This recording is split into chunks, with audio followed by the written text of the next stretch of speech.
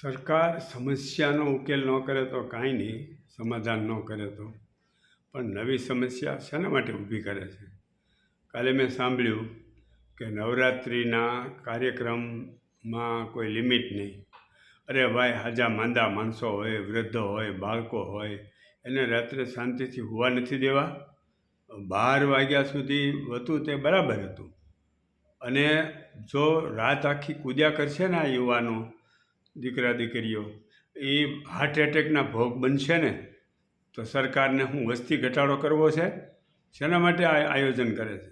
કોઈ કહેનાર નથી, હાલી નીકળ્યા છે આખી રાત રમવા દેવાનું. હજી હમણાં જન્માષ્ટમી ગઈ, જન્માષ્ટમીમાં બધા ઉજવણી કરી. આ ગણેશ ઉત્સવ છે, એમાં 10 દી પૂજા કરે, અને પછી આ પાછું શરૂ થાય નોરતા. બીજો કાંઈ કામ ધંધો છે કે નથી? કાંઈ એ જ કરવાનું છે. ગણેશને ડૂબાડવા જાય. હવે આ બુદ્ધિ વગરની ડોબા જેવી પ્રજા છે. કોઈ દિવસ ગણેશને ડૂબાડાય? તમે જે ગણેશને પ્રેમ કરો છો એને ડૂબાડવાનું કામ કરો છો. કેટલા લોકો ડૂબીને મરી ગયા આપણા. દરેક તહેવારો મરવા માટે છે તહેવારો. અને અત્યારે માંડ હમણાં એટેકની શાંતિ થઈ છે, ત્યાં પાછું આ 9 દિવસ 10 દિવસ કૂદાકૂદ કરી.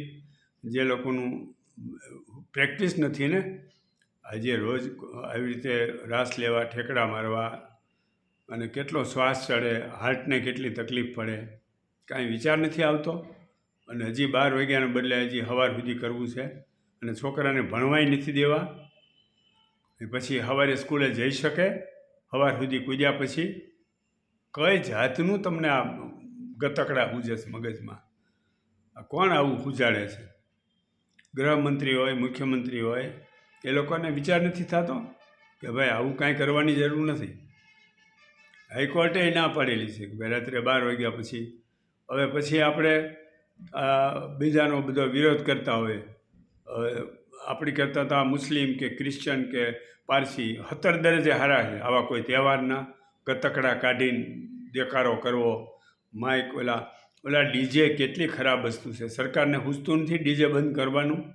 એ ડીજે જ્યારે વાગતું હોય અને એની પાછળ ઓલા જાનની બહેનો જતા હોય, નાનું બાળક અંદર તેડેલું હોય, એના કાનના પડદા ખલાસ થઈ જાય. કાંઈ ભાન પડે છે કે નથી પડતી? આ ડીજે વસ્તુ જ બિલકુલ બંધ કરી દેવાની જરૂર છે. શેના માટે? આપણે ડીજેની બાજુમાંથી પસાર થતા હોઈએ ત્યારે આપણા હાર્ટ ઉપર ધડાધડ આમ થડકારા વધી જાય, હાર્ટને અસર કરે છે. હવે એની પાછળ ચાલનારા અને ડીજેની બાજુમાં કાનના બેરાશી આવી જવાની છે, અને હાર્ટને નુકસાન થવાનું છે. એટલે કોઈ કહેનાર કે પૂછનાર નથી. આ બધી પ્રજા બધી બગોલાની જેમ જોયા જ કરે છે અને સાંભળ્યા કરે છે, અને કાંઈ કોઈ કહેવાની ભાન નથી. ભાઈ, સરકાર હોય કે સમાજ હોય કે ગમે તે હોય, એને એટલી ભાન હોવી જોઈએ. અને લોકો કઈ પ્રજા જ નમાલી છે, બીજું કાંઈ નથી. નહીંતર કાંઈ કોઈ પણ વસ્તુ, કોઈ નિર્ણય લે, સરકાર હોય કે સામાજિક ક્ષેત્રે, બધું જોયા જ કરવાનું. અમે ઓલા ગૃહમંત્રીને સાંભળ્યા આમાં મોબાઈલ ઉપર કે માનનીય મુખ્યમંત્રીશ્રીએ આ બહુ મોટું કામ કરવાનું છે. અરે ભાઈ, કાયદો વ્યવસ્થા ખાડી ગયો, એને સંભાળો ને. ખૂન ખરાબા, ધાડ લૂંટ, મારામારી ને આ બધી 8-10 વર્ષથી FIR લખાણી હોય તો એ પોલીસ પૈસા લઈ લે અને FIRમાં કાંઈ કાર્યવાહી ન કરે. એ કાંઈ સરકાર જોવે છે? એ જોવો ને ભાઈ. તમારે આખી રાત નચાવીને શું ફાયદો કાઢી લેવો છે? અને એના કારણે પછી દીકરીઓ રાત્રે ત્યાંથી ક્યાં જાય છે, શું કરે છે, એ હું એના માવતરેની વાય ફરવાનું છે આખી રાત? કેવા ખરાબ બનાવો બનતા હતા. અમદાવાદમાં એક અગાઉ ડૉક્ટરોએ, ગાયનોકોલોજીસ્ટ હોય, એને કીધેલું કે ભાઈ અમારે આ 2-3 મહિના જાય ને નોરતાના, પછી આ ક્યુરેટિંગવાળાની લાઈન લાગે છે.